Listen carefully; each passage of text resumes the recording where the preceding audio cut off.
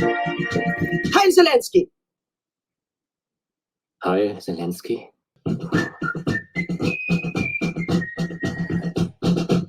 En fait, si vous voulez, je vous fais un petit tour de la planète, je vous montre ce qui se passe.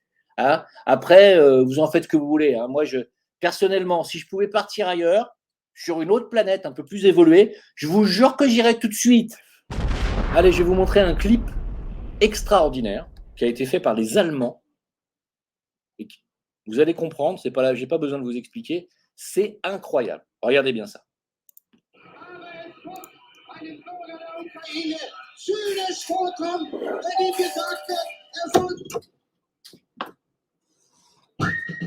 Guten Tag.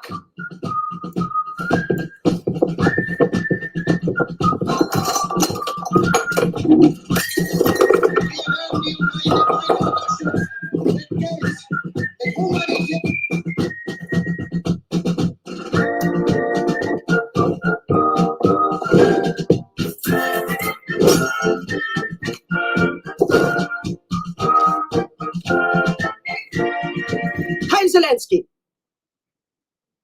Hi Zelensky. Nella.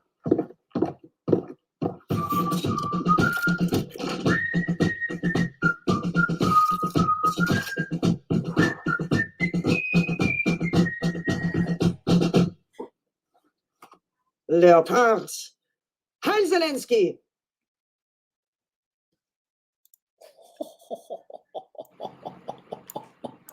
Eh, si ça s'appelle pas envoyer du lourd, putain, tu te rends compte? Non mais c'est énorme.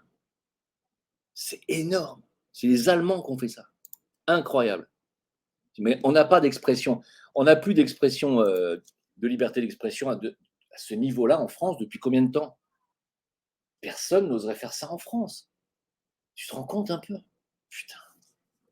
Non mais ça, faut le partager, les mecs. C'est énorme, quoi. C'est énorme, énorme.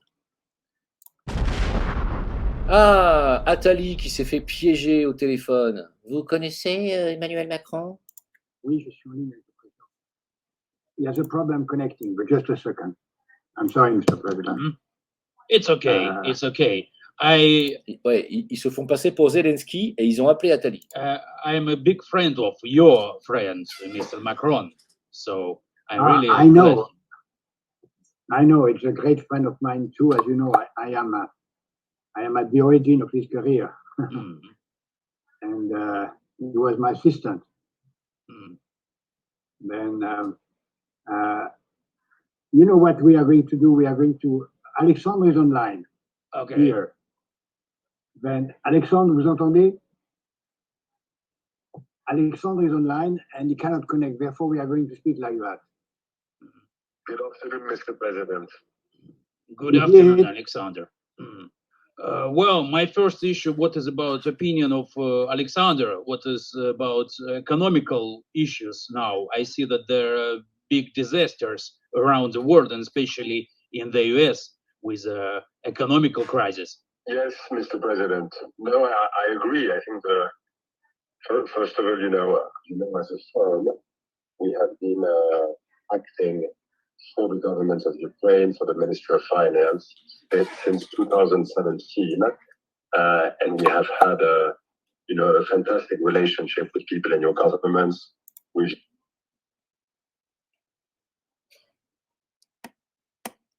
J'ai même pas envie de commenter.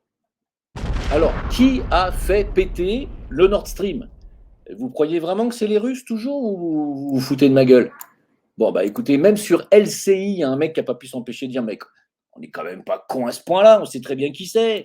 Kremlin de Poutine. On sent tout le monde un peu près gêné quand même sur Nord Stream. Sur les gazoducs. Sur le gazoduc. Depuis le début, on a compris qui c'est. Franchement, ce ne sont pas les Ukrainiens, je suis tout à fait désolé. Mais ce sont les Néerlandais aidés par les Anglais et les Américains. Tout le monde l'a parfaitement compris depuis 6 mois. Je veux dire, on s'amuse à faire des enquêtes et des contre-enquêtes et des trucs. Non, donc c'est les Néerlandais aidés par les Anglais et les Américains. Bon, bah voilà. Allez, laissons parler un petit peu le général Flynn. Hein, vous aimez bien le général Flynn en général. Allez. What we're seeing in Ukraine is we're seeing a country that is And everybody knows this now. There's no more hiding this. So why is Ukraine so important? Well, it's a hub for human trafficking. It's a hub specifically for child trafficking. It's a hub for narcotics trafficking. It's a hub for weapons trafficking. We know about our biolabs because Victoria Nuland said we had them there. I mean, we've always known that, but that's stated now publicly. And there's a lot of money just flowing into this country. And you say to yourself, where is this money going? And is it money laundering? Is it money laundering? I mean, money laundering, you name it. Just this week, and it may not have come up on your screen, but I know you pay attention a lot. I mean, there's a couple of people. I think one of them is like somebody in the Ministry of Defense there, and it might be the Minister of Defense, or maybe somebody in his orbit. They're buying these gigantic homes for millions and millions of dollars, and you say to yourself, how is this the case? Ben voilà, hein, la guerre en Ukraine, c'est une machine à laver l'argent, hein, c'est tout. Une importance capitale, mes amis, qu'il faut écouter. Voilà, alors oui, je vais vous passer comme ça pas mal d'extraits de vidéos, mais c'est très important. Voilà, écoutez bien. Le projet Astrid qui avait été décidé en 2018 a été abandonné. Vous pouvez nous dire pourquoi? Est-ce qu'il y a eu des pressions de la part de l'Allemagne? D'abord, qu'est-ce qu'il y avait dans ce projet Astrid, évidemment, pour la suite, hein, pour la promotion du nucléaire en France? Et puis, quid du lobby des éoliennes? Parce que si on vous écoute bien, derrière tout ça, il y a aussi un lobby des éoliennes. Mais c'est le même. C'est le même. Le lobby anti-nucléaire et le lobby des éoliennes. Pour ce qui est d'Astrid, Astrid était la reprise de Superphénix. Hein, c'est-à-dire les réacteurs en neutrons rapides qui mangent les déchets nucléaires. On le relançait. C'est-à-dire, et là, Emmanuel Macron, contre toute attente, a supprimé le projet. On avait déjà dépensé 500 millions d'euros. Et qui a repris Astrid? Eh bien, c'est Bill Gates. Bill Gates qui vient de recevoir plusieurs milliards de dollars du département à l'énergie américain pour lancer un réacteur à neutrons rapides mangeur de déchets nucléaires, la technologie pour laquelle nous avions 30 ans d'avance et qui aurait permis, et ça c'est l'Office parlementaire des choix technologiques, d'assurer 1000 à 2000 ans de souveraineté énergétique avec les déchets nucléaires que nous avons sur notre sol et avec une puissance 100 fois supérieure aux centrales nucléaires actuellement en activité. Est-ce que vous vous rendez compte? Non, mais sans déconner, est-ce qu'il y a quelqu'un qui va finir par réagir à un moment donné? Est-ce que vous vous rendez compte de ce qui vient d'être dit là? On a donné nos inventions à Bill Gates pour que lui se gave pendant que vous allez payer des factures d'électricité hallucinantes, alors que vous pourriez parfaitement avoir de l'électricité quasiment gratos pour 2000 ans. Mais est-ce que vous vous rendez compte, sans déconner? Et ça énerve personne. Mais ça s'appelle une trahison nationale. Mais attends, mais c'est juste. Enfin bon, moi je m'en fous, j'habite plus en France, mais enfin quand même, c'est quand même dingue, quoi. Qu'est-ce que je vous ai dit? J'ai dit, tous ceux qui ont une éducation avec une morale religieuse des 3 religions monothéistes, chrétienne, judaïque, musulmane, ne seront jamais compatible avec ce qu'on est en train de faire en Europe et en Occident, c'est-à-dire d'y imposer du satanisme à l'école et ailleurs. Ça ne sera pas compatible. Les musulmans, vous vous trompez à vouloir aller en France ou aller en Angleterre ou en Suède. Vous vous trompez de chemin. Les Africains, que vous soyez musulmans, chrétiens ou athées, vous vous trompez de chemin. Vous n'avez rien à faire là-bas. Pourquoi? Parce que déjà, moi, j'ai plus rien à y faire. Déjà, les blancs chrétiens, les blancs chrétiens et les arabo-musulmans n'ont rien à y faire parce que c'est du satanisme maintenant. On n'est pas compatible avec la maçonnerie, on ne l'est plus. Les plans sataniques sont révélés. Ça y est, ils sont sortis dans les écoles. Ils veulent couper la queue de vos gosses, leur faire des vagins artificiels. À l'âge de 6 ans, vous n'avez pas compris? Vous n'avez plus rien à faire en Europe. Et d'ailleurs, ni vous, ni les chrétiens blancs non plus. On n'a plus rien à foutre là. Ou alors, il faut les chasser, ces satanistes, à coups de pompe dans l'oignon. Et là, on pourra peut-être tous vivre ensemble, de manière équilibrée. Bientôt destitué, Trump arrêté. J'aime beaucoup ce mec-là. Il a fait une petite vidéo TikTok. Alors, c'était quand? Je l'ai faite hier, la vidéo TikTok. Elle doit un peu plus de 24 heures. Et je vais vous dire honnêtement, je ne sais pas du tout combien de vues elle a fait. Je vais le regarder devant vous, tiens, en direct. J'ai fait 579 000 vues. C'est hallucinant. Ouais, qu'est-ce que tu en penses, mamie? J'aime pas, je trouve qu'il a une sale gueule.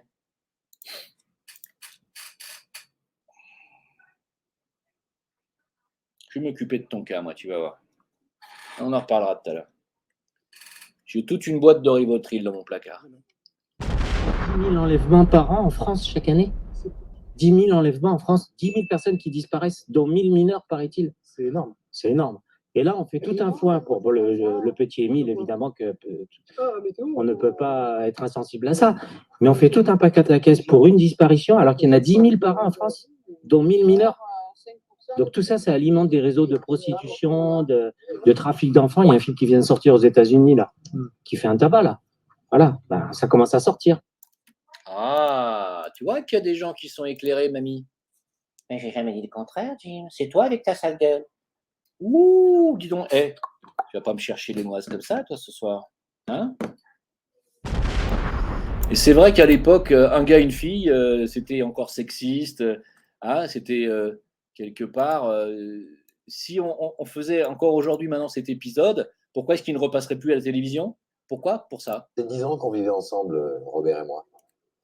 Pardon, vous avez dit Robert, là? Oui. Merde. C'est 10 ans qu'on vivait ensemble, Robert et moi. Pardon, vous avez dit Robert, là? Oui. Oui, Robert, oui. C'est mon ex. Ah oui. Mais vous êtes gay? Oui. Bah oui, c'est quoi le problème là? Attends, c'est quoi le problème? Vous nous conseillez toutes les semaines depuis 2 ans, nous, couple hétéro, et vous nous dites que vous êtes gay. C'est l'amour, c'est l'amour. Mais Jean, il fait pas la différence. Ah, mais si, je sais faire la différence, mais enfin, il sait pas ce que c'est que de vivre avec une femme, quoi. C'est pour ça. Franchement, Jean! Mais attends. La dynamique amoureuse, qu'elle soit gay ou hétéro, c'est exactement la même chose. Bah, oui. Oui, peut-être, mais vous savez pas ce que c'est que de vivre avec une femme. Oui, bah excuse-moi, mais il sait ce que c'est que de vivre avec un homme. Ah non, il sait pas ce que c'est de vivre avec un homme, il sait ce que c'est que de vivre avec un gay, c'est pas pareil. Ah, excuse-moi, Loulou, mais je te pensais un petit peu plus ouvert que ça, tu vois. Mais je suis ouvert, mais enfin, il était bien gay, votre copain. Mais c'est bien ça le problème. Il est retourné vivre avec sa femme. Ah ben voilà, il s'est réveillé. Voilà, heureusement.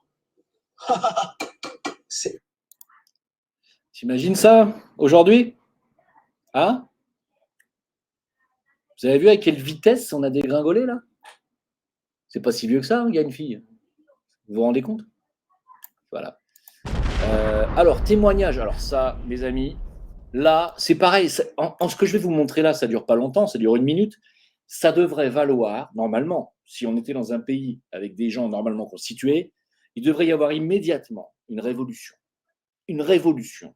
Et il devrait y avoir, je dis bien, la demande d'internement, ou en tout cas de mise en examen immédiate de Véran, de, comment il s'appelait, Castex, de celui d'avant, là, je ne sais plus comment c'était, Castaner, et de Macron, immédiatement.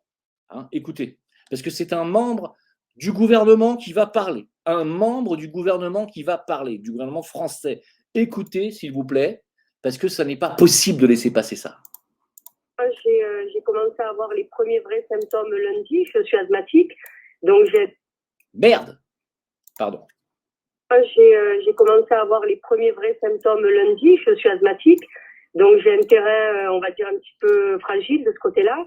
D'énormes symptômes et donc des poumons qui brûlent comme si vous aviez avalé un détergent, fièvre, enfin tous les symptômes là, j'avais des maux de tête, je supportais plus la lumière, donc je me fais dépister mercredi.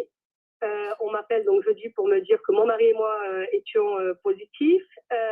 Moi avec de gros symptômes, on m'hospitalise. On m'a hospitalisé immédiatement, chloroquine dès le vendredi matin. Vendredi soir, je commençais à me sentir mieux, donc on m'avait dit que j'avais une charge virale très importante, des lésions pulmonaires au scanner. Et samedi matin déjà mieux, mais vraiment mieux, c'est-à-dire que je sais pas comment l'expliquer, pourtant j'ai l'habitude moi d'avoir des bronchites, je suis plutôt donc, comme je suis asthmatique, donc disons que je suis plutôt habituée à ce genre de symptômes. Ce que vous nous dites, c'est qu'en 24 heures, votre état s'est vraiment amélioré. Est-ce que vous l'attribuez de façon certaine à la chloroquine ou est-ce que vous avez pris d'autres traitements? Moi, je ne suis pas médecin, mais ce qui est sûr, c'est que ma charge virale, en tout cas samedi, avait nettement baissé. Ce qui est sûr, c'est que je n'avais plus de symptômes, c'est-à-dire plus de maux de tête, plus de courbatures, quasi plus de fièvre, c'est-à-dire que je tourne maintenant aux alentours de 37,5. Plus de douleurs, quasi plus de douleurs pulmonaires. Donc, vous voyez bien que cette personne qui est un membre du gouvernement Macron et qui va certainement se faire dégager si ce n'est pas déjà fait, vous explique qu'elle a pris de la chloroquine et que ça allait beaucoup mieux. Point. Voilà. Et ça, mes amis, ça mérite une révolution immédiate parce qu'on vous a empêché de l'avoir, ce traitement. On vous a empêché de l'avoir. Et l'ivermectine, ça réduit de 85% la mortalité. On vous a empêché pour vous forcer à faire le vaccin. Ça mériterait immédiatement une révolution. Combien de personnes sont mortes dans votre entourage? Vous vous en foutez? Ben alors allez à la plage alors. Pourquoi vous regardez ma vidéo? Pourquoi le show business en France pactise avec le système? Ah oui, parce qu'on dit ouais, mais c'est vrai, pourquoi? Ben écoutez bien, vous allez comprendre, de toute façon vous avez déjà compris. Hein. Ah bah oui, parce qu'on critique ma communauté, mais je sais que vous n'êtes pas idiot. Pourquoi, quand il y a une crise sanitaire, c'est silence radio, voire plus que ça? Alors, au fond de toi, tu le sais, mais tu connais certainement pas les détails. Tu dois savoir que 100% des films qui sont diffusés sur nos écrans de cinéma sont subventionnés par l'État, c'est-à-dire avec les impôts, avec ton argent. Hein. Ces subventions sont composées d'aides du CNC, le Centre national du cinéma, financé par tes impôts, d'une participation imposée à France Télévisions qui est payée par tes impôts, et du régime des intermittents du spectacle. Et je vais te lire un petit passage de cet article qui en dit long. Le plus gênant, c'est que ces fonds servent pour une bonne part à payer le cachet de certaines stars. Prenons par exemple la French, Gilles Lelouch et Jean Dujardin ont encaissé à eux deux 2 millions d'euros, soit près de la moitié de ces subventions. Voilà. Alors, pour te donner quelques petits exemples, tu dois savoir qu'en 2015, encore une fois, sur leurs 3 derniers films, Omar Sy a touché 3,2 millions d'aides publiques. Charlotte Gainsbourg, 4,3 millions. Jean Dujardin, 5,4 millions. Gilles Lelouch, 6,6 millions d'euros d'aide sociale. De ton argent. D'accord? En ce qui concerne Omar Sy et Jean Dujardin, rappelle-toi qu'ils habitent aux États-Unis. Pour conclure, parce que c'est là où je veux en venir, on ne crache pas au visage de celui qui nous donne à manger. Hein. Comment ça s'appelle quand tu achètes le silence de quelqu'un? À bon entendeur, et n'oublie pas le petit j'aime là. Alors, bien, j'ai dit que j'allais passer du coq à l'âne et je vais passer du coq à l'âne parce que j'ai littéralement halluciné. Voilà, alors je vais vous le dire. Je remercie la personne qui a fait cette vidéo incroyable. Incroyable.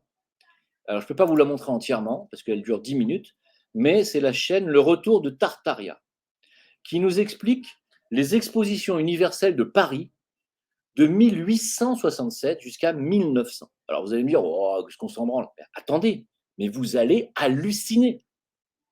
D'accord? Parce que la Tour Eiffel, elle est arrivée plus tard. Enfin, elle est arrivée en 1889, la Tour Eiffel. Hein. Mais il y avait les expositions universelles avant, 1867. Vous allez voir la gueule de Paris. Pierre et de vitres. Nous voilà arrivés au temps de l'édification de villes entières. La capitale française va littéralement détruire la concurrence. L'exposition universelle de 1867 marque un réel tournant dans ce que nous offre le peuple du 19e siècle. On ne parle plus ici d'une seule structure, mais d'un nombre incroyable d'édifices. L'exposition se tient dorénavant sur le Champ de Mars, lieu où se trouve actuellement la Tour Eiffel. On y trouve tout un tas de constructions, des églises, des tours au milieu de lacs, des palaces, des reproductions de temples des 4 coins du monde, de pavillons encore presque jamais vus. Mais surtout, nouveauté, un stade colossal y a été construit. Ce stade, aux dimensions encore jamais égalées, se nomme le Palais Omnibus et est le symbole de cette exposition. Mesurant 380 mètres par 495, 156 000 mètres carrés, composé de 6 millions de rivets pour tenir 135 000 tonnes. Par contre, c'est incroyable. Comme si l'édification de ce colosse ne suffisait pas, ils se sont même lancés dans des pavillons. Et pas les petits pavillons. On parle ici de véritable splendeur. Avec à gauche, on a carrément un temple égyptien, en plein milieu de Paris. Il y en avait de tous les côtés pour tous les goûts. Beaucoup d'édifices, orientaux ou moyen-orientaux. Et dire qu'au milieu de tout ça, il y avait le palais Omnibus. Les abords étaient grandioses. On est carrément un cran au-dessus. Imaginez tout autour, pour une superficie 3 fois supérieure à celle du Stade de France. Et à l'intérieur, on est très loin de la froideur de notre stade national. Avec sa composition en béton sans vie. Mais qu'est-ce que c'est que cette histoire? La capitale, pour l'exposition universelle de 1889, a vu émerger un tout nouveau Champ de Mars. De multiples bâtiments aux dimensions impressionnantes et une tour en métal de plus de 300 mètres de haut. On reprend tout zéro pour une exposition répartie sur 96 hectares. Avec toujours ce même modèle de construire des villes entières. Devant le palais du Trocadéro, on y a construit des véritables châteaux. Il y avait des pavillons partout. Les bords de Seine se sont vus garnir de bâtiments incroyables, de bâtisses exceptionnelles. Je ne peux bien sûr pas tous les montrer, mais petite sélection. Cette fois, on monte carrément en gamme. Un temple mexicain, Le pavillon de la Bolivie avec 2 autres en arrière-plan. Celui pour représenter le Brésil. Le pavillon de l'industrie du gaz. Quelle merveille pour des constructions qu'on nous dit temporaires. Et dire que tout ça, c'est juste de la décoration. Parce que sur le Champ de Mars, on voit apparaître le palais des Beaux-Arts et des Arts libéraux. Ce palais, le voici, au pied de la Tour Eiffel. 2 immenses dômes, tout en pierre. 2 bâtiments identiques comme hall d'exposition. Non mais c'est hallucinant. Voilà. Aujourd'hui, qu'est-ce qu'on construit? Parce que depuis Mitterrand, on a construit quoi? L'horreur de Beaubourg et l'horreur de la pyramide à l'intérieur du Louvre. Quoi. C'est tout. Qu'est-ce qu'on a construit depuis? C'est quoi qu'on fait? Qu'est-ce qu'on fait? Sarkozy, il a construit quoi? Chirac, il a construit quoi? Hollande, il a construit quoi? Et Macron, il a construit quoi? Construisent pas. Parce que la France elle est en déclin. C'est tout, c'est évident. Hein, voilà, c'est tout. Et à son âme. Ah, notre préféré, Yuri Gargarisme. Non, c'est Yuri Harari. Hein. Ah ouais. Alors, Yuri Harari, il en a encore sorti une belle. Vous voulez la savoir? Avec juste à côté de sa tête, vous avez World Economic Forum avec les 666. Le trait qui traverse les 3 O. Ça fait 3-6. Hein, vous n'avez pas vu? Mais je vous le remets. À chaque fois, il ne faut pas oublier tous ces petits symboles qui sont derrière leur tête. Hein. Voilà. Alors, mes amis, qu'est-ce qu'il a dit, Yuri? Vas-y, Yuri, raconte-nous. Il a dit, je propose d'éliminer des réseaux ceux qui défendent les théories du complot. D'éliminer des réseaux. Il a été sympa. Il a dit des réseaux, parce que je pensais qu'il allait dire, je propose d'éliminer tous ceux qui défendent les théories. Maintenant, il a dit d'éliminer des réseaux. Donc, c'est-à-dire, moi, par exemple, il veut m'éliminer des réseaux. Ouais, c'est quand même... c'est pas cool, hein. Mais ça va arriver. Hein. Ça va arriver. Voilà. L'Ukraine a besoin du retour des femmes réfugiées pour rétablir l'économie. Il n'y a plus personne. Il n'y a plus de mecs surtout.